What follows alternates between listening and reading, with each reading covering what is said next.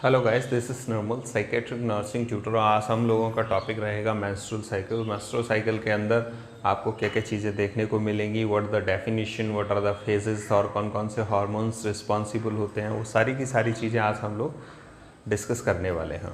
तो चलिए देखते हैं मेंस्ट्रुअल साइकिल। लेकिन मेंस्ट्रुअल साइकिल को स्टार्ट करने से पहले कुछ एक फैक्ट्स हैं जो आपको पता होना चाहिए मेंस्ट्रुअल साइकिल के बारे में। इससे आपको इजी हो जाएगा, इजी टू अंडरस्टैंड कि हाउ टू प्ले, ये किस तरीके से परफॉर्म होता है, किस तरीके से कंप्लीट होता है मेंस्ट्रुअल साइकिल। देखिए, अगर मेंस्ट्रुअल साइकिल की हम बात करते हैं तो menstrual cycles MC are started at 13 year of age। ठीक है, यानी कि मेंस्ट्रुअल साइकिल्स आना कब से स्टार्ट होते हैं? 13 वर्ष की आयु से, या फिर ये कहा जा सकता है कि प्यूबर्टी से। ठीक है, प्यूबर्टी से आना स्टार्ट होते हैं मेंस्ट्रुअल साइकिल। इसका जो नॉर्मल ड्यूरेशन होता है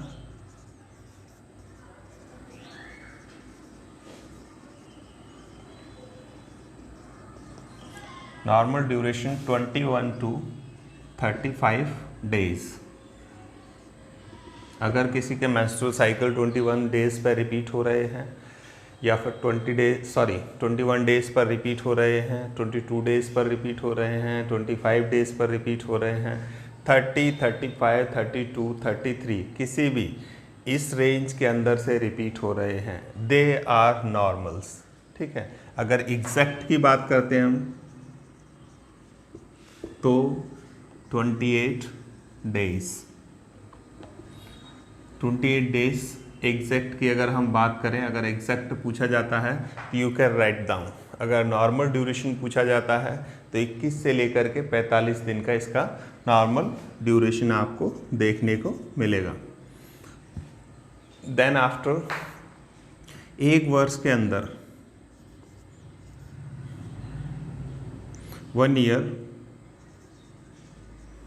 लगभग 13 मेंसेस एक फीमेल को होते हैं, या फिर मेंस्ट्रुअल साइकिल्स आर परफॉर्म्ड। एक साल के अंदर वो अपने 13 मेंसेस को कंप्लीट करता है।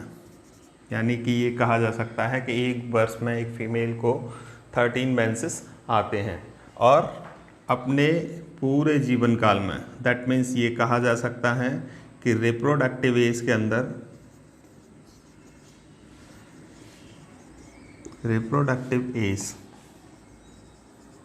यानी कि ये कंप्लीट रिप्रोडक्टिव एज। ठीक है, complete reproductive age, that means puberty से लेकर मोनोपेज तक।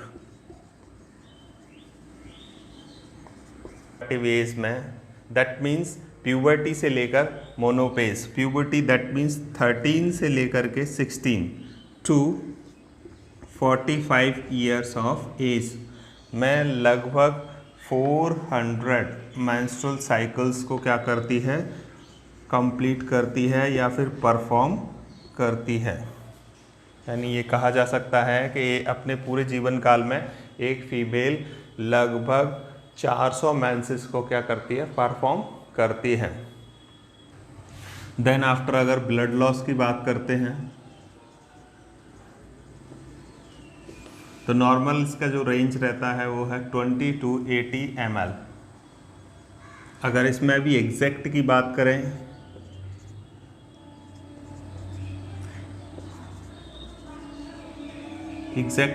करते हैं तो वो होता है 35 ml। अगर आपसे नॉर्मल रेंज पूछी जाती है then you can write down 20 to 80 ml। And अगर एग्जैक्ट की बात करते हैं तो 35 ml पर मेंसेस देखने को मिलता है। यानी 35 ml आपको क्या देखने को मिलेगा? ब्लड लॉस देखने को मिलेगा। किसके अंदर? मेंस्ट्रुअल साइकिल के अंदर। देन आफ्टर फॉलिकल्स के बारे में बात करते हैं, क्या होता है फॉलिकल्स और ये किस तरीके से देखने को मिलेंगे इसके अंदर।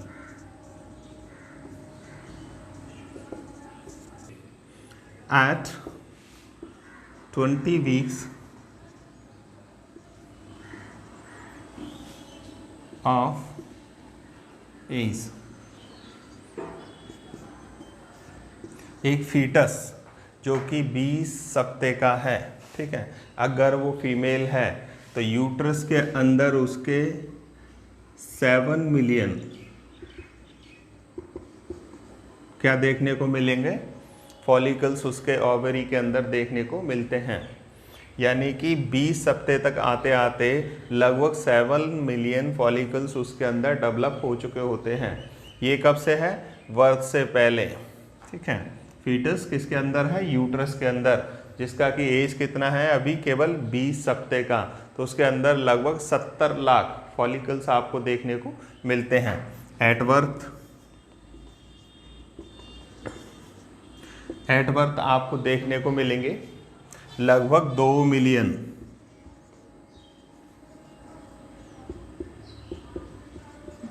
लगभग 20 लाख फॉलिकल्स। ये घट कर के संख्या कितनी रह जाती है, बर्थ तक आते आते लगभग 20 लाख तक, और प्यूबर्टी तक ये और घट जाती है। एट प्यूबर्टी, और इनकी काउंटिंग्स रह जाती है मात्र 4 लाख, ठीक है, जिसमें से केवल 400 मेंसेस ही क्या कर पाते हैं, कंप्लीट होते हैं। यानी ये कहा जा सकता है कि 20 हफ्ते का जब बच्चा है तो 7 मिलियन यानी 70 लाख फॉलिकल्स उसके अंदर देखने को मिलते हैं, और बर्थ तक आते आते ये घट करके 2 मिलियन रह जाता है, यानी 20 लाख फॉलिकल आपको उसके अंदर देखने को मिलेंगे। और प्यूबर्टी तक ये संख्या और कम हो जाती है, लगभग 4 लाख फॉलिकल उसकी ओवरी के अंदर देखने को मिलते हैं, जिसमें से केवल 400 फॉलिकल्स ही ओव्यूलेट कर पाते हैं या ओवम का निर्माण कर पाते हैं एटलीस्ट, ठीक है। हो सकता है थोड़ा बहुत ऊपर या नीचे, लेकिन बुक का जो रेंज है वो है आपका 400 menstrual cycles. Then after definition of menstrual cycle,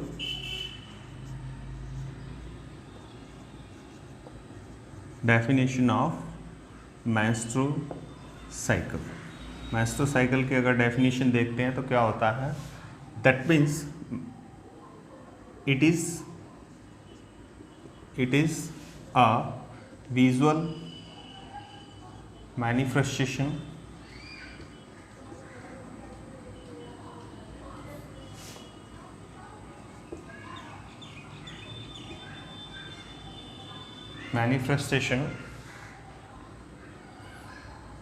of cyclic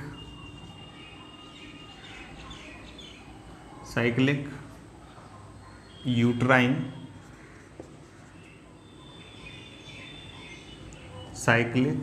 physiological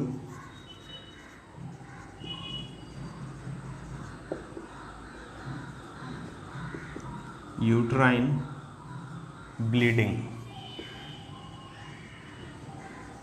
due to shedding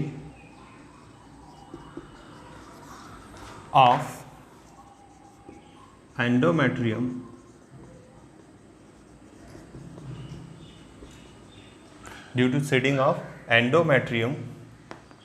and outflow through vagina.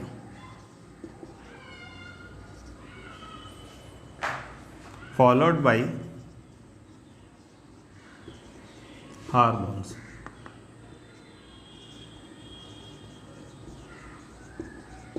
So that is a definition of menstrual cycle. It is a visual manifestation of cyclic physiological uterine bleeding due to the shedding of endometrium and outflow through a vagina followed by hormones.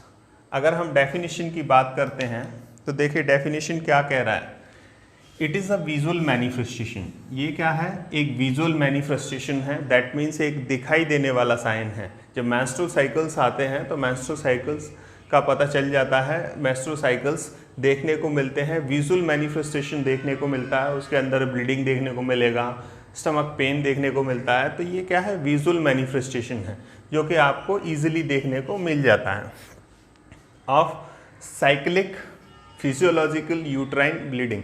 इसमें क्या manifestation देखने को मिलता है? ये एक cyclic physiological uterine bleeding है, यानी कि ये एक साइकिल में होती है। दैट मीन्स ये लगातार होती रहती है। 28 डेज पर रिपीट हो रहा है तो 28 डेज पर रिपीट होता है, 30 डेज पर रिपीट हो रहा है तो 30 डेज पर रिपीट होता है, यानी कि एक साइकिल मैनर में ये चलता रहता है। इसमें होता क्या है? Physiological uterine bleeding. दो चीज़ें हैं, एक पैथोलॉजिकल है, दूसरा है फिजियोलॉजिकल। पैथोलॉजिकल दैट मीन्स किसी डिजीज़ की वजह से क्या हो रहा है? यूट्राइन ब्लीडिंग हो रहा है। ठीक है, किसी तरीके का कोई डिजीज़ है, कोई बीमारी है, किसी तरीके का कोई इंजुरी हो गया, अगर उसकी वजह से हो रहा है दैट मीन्स पैथोलॉजिकल। यहाँ पे क्या है? फिजियोलॉजिकल। ये शरीर का नॉर्मल रिस्पॉन्स है जिसकी वजह से ये यूट्राइन ब्लीडिंग देखने को मिल रहा है। तो that means physiological uterine bleeding आपको इसके अंदर देखने को मिलेगी। किसके कारण से होती है ये? Due to shedding of endometrium. किसकी वजह से हो रहा है?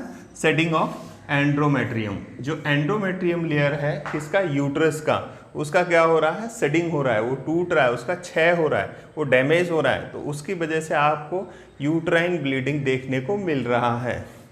एंड आउटफ्लो थ्रू वेजाइना, जो कि किसके जरिए बाहर निकल रहा है? वेजाइना के जरिए। वेजाइना से आउटफ्लो हो रहा है। ये सारी चीज़ों का यूट्राइन ब्लीडिंग जो देखने को आपको मिल रहा है, उसका सारा का सारा आउटफ्लो कहाँ से हो रहा है? वेजाइना के जरिए। Then after followed by hormones. ये सारी की सारी चीज़ें किसके वजह से हो रही हैं या किसके कारण से हो रही हैं, या कौन सी ऐसी चीज़ है जो इसको परफॉर्म कर रही है? तो दैट मीन्स ये हार्मोन्स की जरिए क्या हो रहा है? फॉलो हो रहा है, या फिर हार्मोन्स के जरिए ये कंप्लीट होती है। तो that is the definition of the menstrual cycle.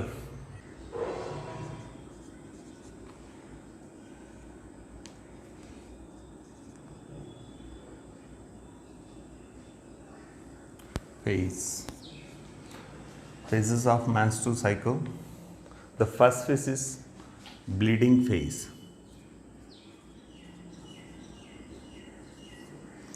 And the second phase is regeneration या proliferative phase.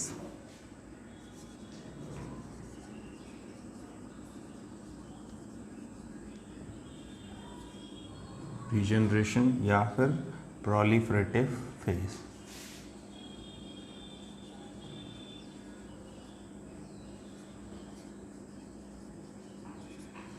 The third one is a ovulation phase. And last or fourth one is a preparatory or secretion phase.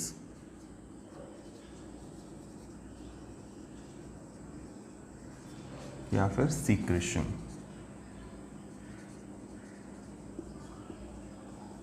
So these are the four phases. First one is the bleeding phase, second one is the regeneration or proliferative phase, third one is the ovulation, और last और fourth one is the preparatory या फिर secretion phase. तो देखिए ये किस तरीके से काम करती हैं, किस तरीके से ये प्ले होता है। तो इसका एक डायग्राम के जरिए हम लोग इसको समझने की कोशिश करेंगे कि ये किस तरीके से प्ले होता है।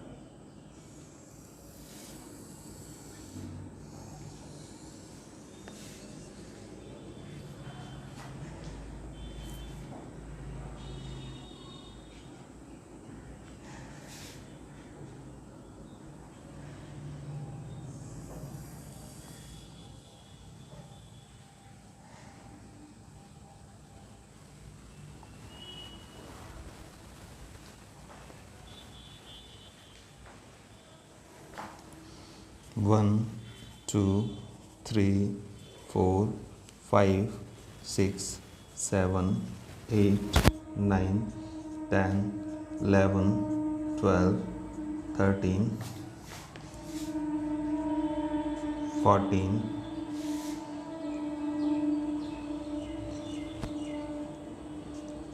10 11 12 13 14 15 16 17 18 19 20 21 22 23 24 25 26 27 28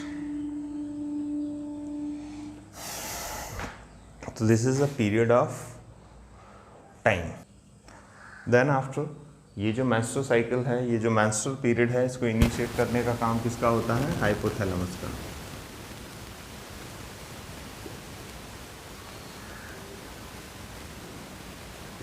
हाइपोथैलेमस क्या करता है? इसको इनिशिएट करता है। हाइपोथैलेमस से एक हार्मोन रिलीज होता है जिसको बोलते हैं GnRH। That means gonadotropin releasing hormone.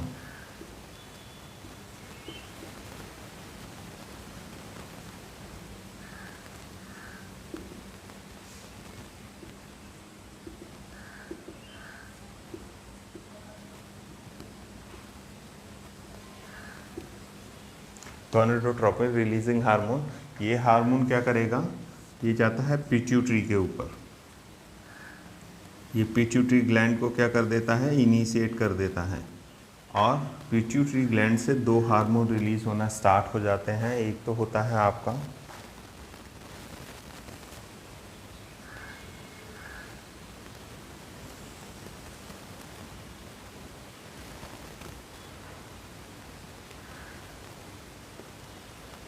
Pituitary से दो हार्मोन रिलीज होते हैं। First one is a FSH और सेकंड इज़ अ LH। दो हार्मोन रिलीज होते हैं पिट्यूटरी से, FSH और LH। FSH क्या करेगा?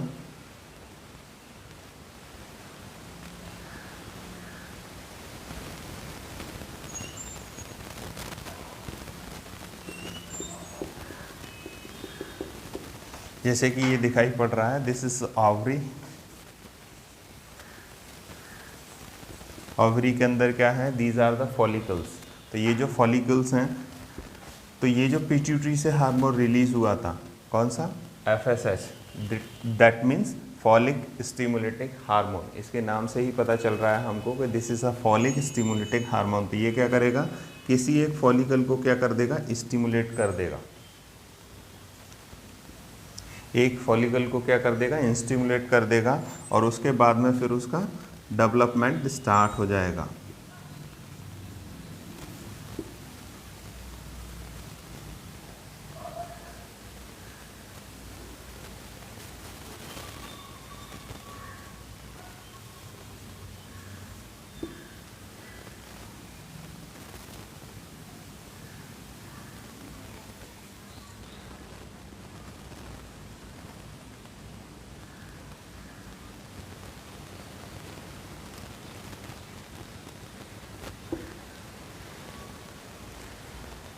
तो ये जो डेवलपमेंट हो रहा है, इस जो फर्स्ट फॉलिकल होगा जिसको स्टिमुलेट किया गया है, इसको बोलते हैं oocyte।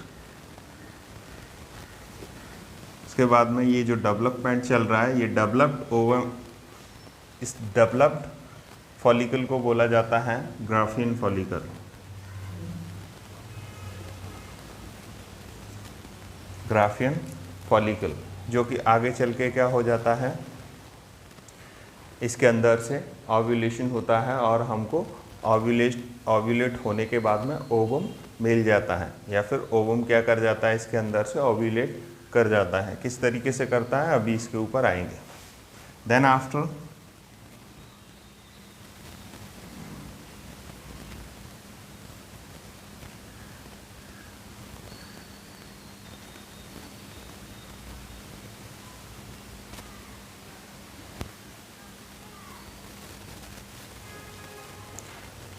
इसका जो रिमेनिंग पार्ट है, इसको बोलते हैं कार्पस ल्यूटियम।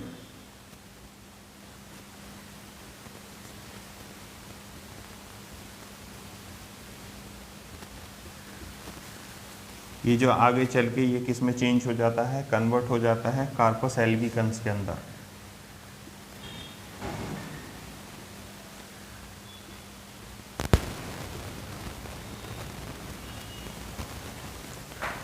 तो देखिए, यहाँ से देखते हैं हम कि हाइपोथैलेमस ने क्या किया? स्टिमुलेट किया, सॉरी इनिशिएट किया हाइपोथैलेमस ने जैसे ही इनिशिएट किया तो हाइपोथैलेमस से एक हार्मोन रिलीज हुआ GnRH, जिसको बोला जाता है gonadotropin releasing hormone. Gonadotropin releasing hormone ने क्या किया? पिट्यूटरी ग्लैंड को क्या कर दिया? स्टिमुलेट कर दिया। पिट्यूटरी ग्लैंड से दो हार्मोन्स रिलीज हुए। First one is a FSH और second one is a LH। First one is the FSH, that means follicle stimulating hormone, और second is the second is the LH।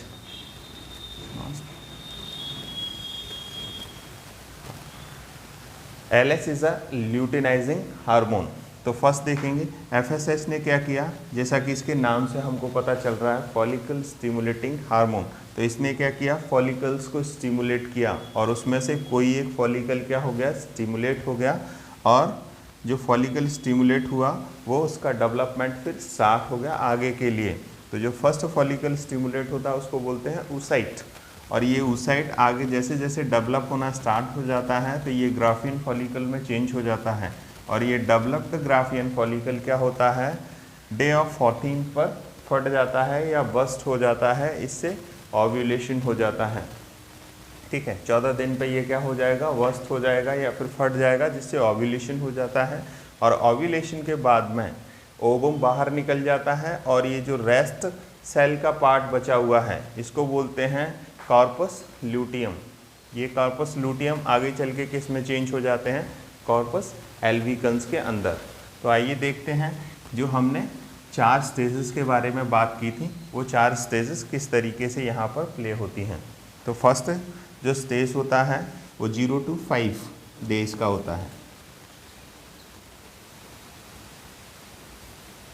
इसको बोला जाता है bleeding phase.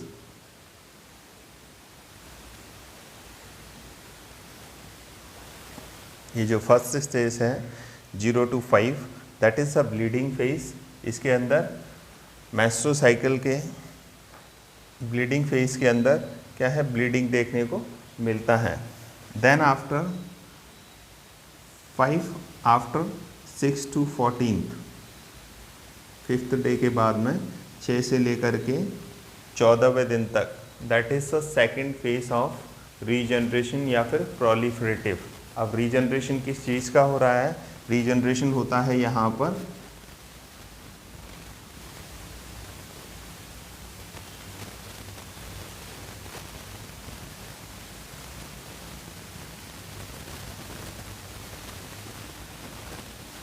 ये जो regeneration चल रहा है that is the endometrium layer of uterus. Uterus का जो एंडोमेट्रियम लेयर है उसका क्या हो जाता है, रीजनरेशन स्टार्ट हो जाता है, वो फिर से बनना स्टार्ट हो जाती है, क्योंकि ब्लीडिंग फेज के बाद क्या हो गया था, उसका सेडिंग हो गया था, वो बाहर निकल गया, वो टूट गया था, वो थिन हो गया था, पतला हो गया था, तो जो उसके ब्लड वेसल्स थे, ब्लड था, वो सारा बाहर निकल गया। तो अब उसको फिर से क्या करना है, कंसीव करने के लिए या प्रेगनेंसी के लिए तैयार होना है, तो पहले वो क्या करेगी, अपने आप को उसके लिए तैयार कर लेगी। ये जो लेयर है एंडोमेट्रियम वो पहले से ही प्रेगनेंसी के लिए अपने आप को रेडी करना स्टार्ट कर देगी। तो उसके लिए उसको क्या करना पड़ता है, अपने आप को थिक बनाना पड़ता है, मोटा करना पड़ता है। तो इस फेज को बोलते हैं रीजनरेशन या फिर proliferative phase.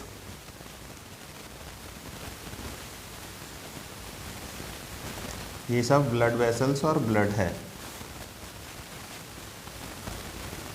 these are the blood vessels and blood। तो ये क्या हो गया, रीजनरेशन स्टार्ट हो गया।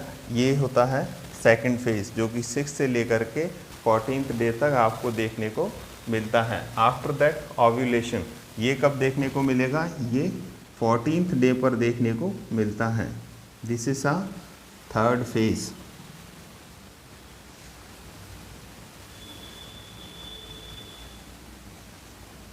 This is a third phase, second और थर्ड फेज। ये जो देखने को मिल रहा है, ये जो ओव्यूलेशन देखने को मिल रहा है, this is a 14th day.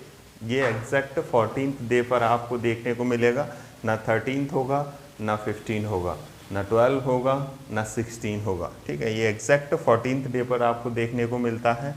और इसके बाद में क्या हो जाता है, ये जो रेस्ट है 15 to 28 that is a preparatory या फिर सीक्रेशन फेज।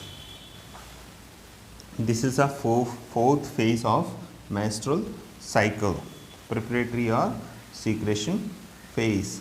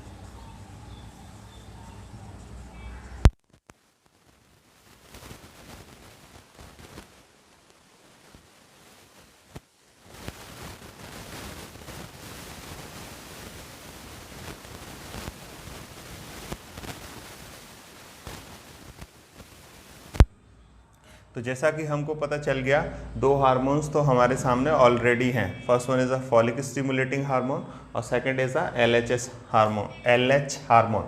ठीक है, तो फॉलिक स्टिमुलेटिंग का तो क्लियर हो गया ऑलरेडी कि that is the stimulating the follicles. ये क्या काम करता है, फॉलिकल्स को स्टिमुलेट करता है, उसमें से कोई एक फॉलिकल स्टिमुलेट हो जाएगा और जो आगे चल के ग्राफिन फॉलिकल में चेंज हो जाता है, जिससे हमको ओवम मिल जाता है। ये जो LH है इसका क्या फंक्शन है, what are the function of LH? LH का दूसरा नाम है या फिर हम दूसरे नाम से इसको जानते हैं, that is luteinizing hormone, is another name of ovulatory hormone. इसको हम ओव्यूलेटरी हार्मोन के नाम से भी जानते हैं। ये जो LH हार्मोन है that is also known as ovulatory या फिर ओव्यूलेशन हार्मोन, ओव्यूलेशन हार्मोन के नाम से भी जाना जाता है। अब क्या होता है, जैसे ही ये FSH का लेवल क्या होगा, लगातार बढ़ता रहता है, जैसे इसका डेवलपमेंट होता रहता है, किसका डेवलपमेंट होता रहता है, oocyte का, ये फॉलिकल को क्या करेगा, स्टिमुलेट करता रहता है।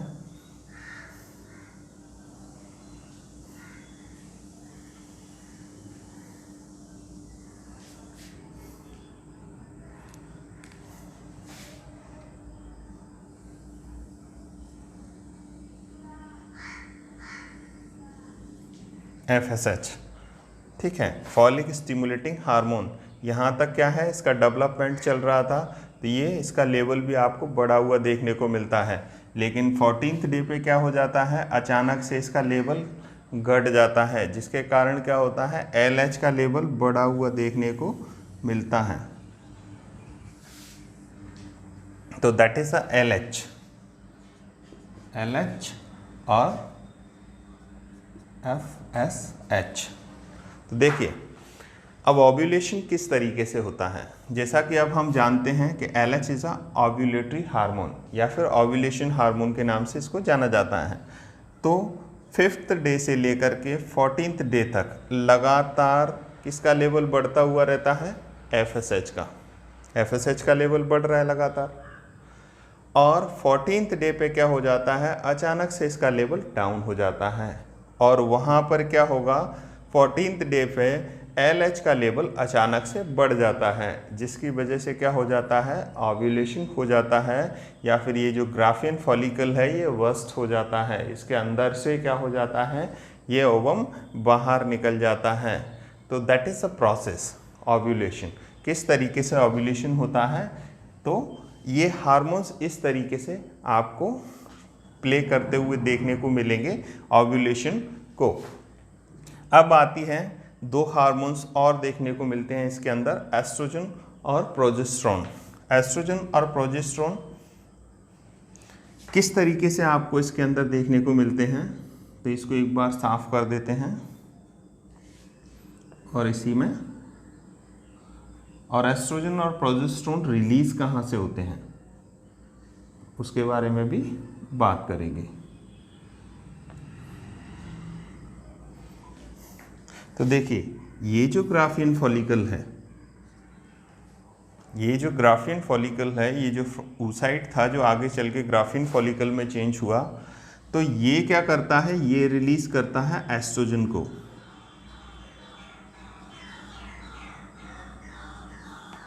और ये जो रिमेनिंग पार्ट बचता है इसका काम होता है रिलीज करना प्रोजेस्टेरोन को।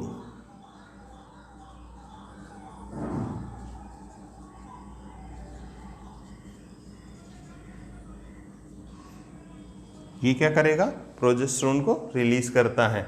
ये जो ये जो आपको देखने को मिल रहा है कार्पस ल्यूटियम और कार्पस एल्बिकन्स, ये क्या करेंगे, प्रोजेस्टेरोन को रिलीज करते हैं, और ये जो फॉलिकल है, ये जो oocyte है, ये जो ग्राफियन फॉलिकल है, ये किसको रिलीज करता है, एस्ट्रोजन को। तो ये किस तरीके से होता है, देखें 5th डे के बाद में एस्ट्रोजन का लेवल क्या होगा, जैसे जैसे हमारे पास में क्या है, ये जो फॉलिकल है ये डेवलप होगा, बड़ा होता जाएगा, तो एस्ट्रोजन का लेवल भी क्या होता चले जाएगा, बढ़ता हुआ चला जाएगा। और 14th डे पर ये 14th डे के बाद में धीरे धीरे कम हो जाता है, और आपको इसका लेवल डाउन देखने को मिलता है। क्यों? क्योंकि ये यहाँ से वर्स्ट हो जाएगा और ये निकल जाता है। तो एस्ट्रोजन का लेवल आपको बढ़ा हुआ देखने को मिलेगा 14th डे तक।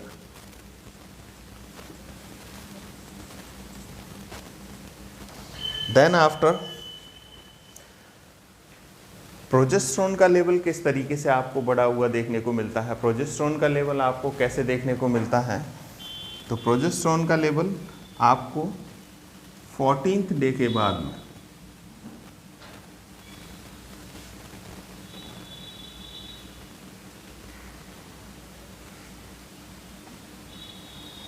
14th डे के बाद में बढ़ा हुआ देखने को मिलेगा।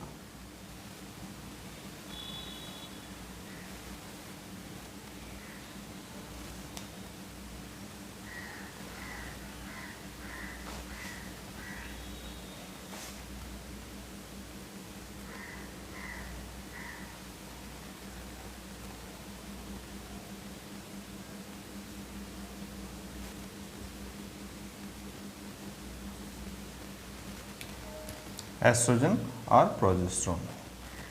देखिए 14th डे पर क्या हुआ, हमको मिल गया कार्पस ल्यूटियम, और कार्पस ल्यूटियम क्या करते हैं, सीक्रेशन स्टार्ट कर देते हैं किसका, प्रोजेस्टेरोन हार्मोन का। तो जैसे ही प्रोजेस्टेरोन हार्मोन का सीक्रेशन स्टार्ट होता है तो 14th डे के बाद में क्या हो जाएगा, ये बढ़ना स्टार्ट हो जाता है। तो ये कब तक बढ़ता रहता है, ये 26 डेज तक आपको बहुत हाई देखने को मिलेगा या बढ़ा हुआ देखने को मिलेगा। इन केस अगर फर्टिलाइजेशन हो जाता है तो इसका लेवल आपको 9 मंथ तक बढ़ा हुआ मिलेगा। ठीक है, अगर फर्टिलाइजेशन हो जाता है तब क्या करना पड़ेगा, इसको 9 मंथ तक बढ़ा हुआ देखने को मिलेगा। अगर फर्टिलाइजेशन नहीं होता है उस केस में क्या होता है, 26th डेज पे ये जो कार्पस एल्बिकन्स हैं ये क्या हो जाते हैं, डिसअपियर हो जाते हैं, जिसकी वजह से ये हार्मोन का लेवल अचानक से डाउन हो जाता है। जैसे ही हार्मोन्स का लेवल डाउन होता है ये फिर से कौन सा स्टार्ट हो जाता है, ब्लीडिंग फेज स्टार्ट हो जाता है। क्योंकि ये लेयर, ये जो एंडोमेट्रियम की लेयर थी, ये जो थिन थी, इसने जो ब्लड इकट्ठा किया था अपने अंदर में, वो क्या हो जाता है, सेड होने लगती है, टूटने लगती है या डैमेज होने लगती है। इससे ब्लीडिंग फेज फिर से स्टार्ट हो जाता है। तो that is all the process of menstrual cycle. इस तरीके से मेंस्ट्रुअल साइकिल क्या करता है, काम करता है। इसके साथ ही आज का हमारा जो टॉपिक है वो कंप्लीट होता है। और आज के हमारे टॉपिक के अंदर हम लोगों ने मेंस्ट्रुअल साइकिल का डेफिनेशन, मेंस्ट्रुअल साइकिल के फेजेस, मेंस्ट्रुअल साइकिल के फेजेस किस तरीके से प्ले होते हैं, कौन कौन से हार्मोन्स हैं, इन सब चीज़ों के बारे में बात की है। और अगर आप लोगों को हमारे वीडियोस अच्छे लग रहे हैं तो please like, share and subscribe our channel. Thank you.